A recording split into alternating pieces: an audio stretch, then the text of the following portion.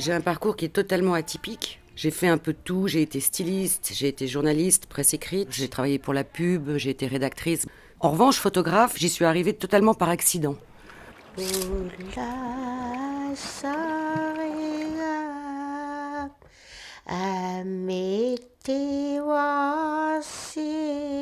Ça fait à peu près une quinzaine d'années que je travaille sur les mains et sur la transmission à travers les mains.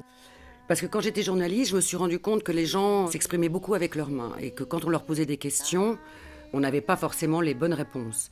Quand je me suis mise à portraitiser des personnes à travers leurs mains, je me suis rendu compte qu'il y avait un lâcher-prise et que les gens se confiaient merveilleusement bien, qu'ils étaient beaucoup plus dans le sensible et qu'ils étaient beaucoup plus dans le, oui, dans le don en fait.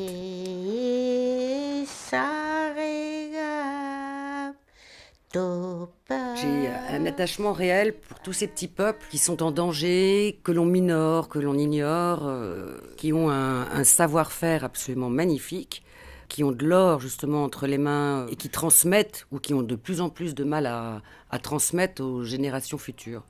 Et ça, non seulement faire un travail sur les personnes à travers leurs mains, qui est effectivement ce premier outil de communication, c'est totalement jumelé avec ma première manière de communiquer avec eux, qui est celle des signes. Et ça, c'est tout à fait magique. C'est le langage universel des voyageurs, je pense.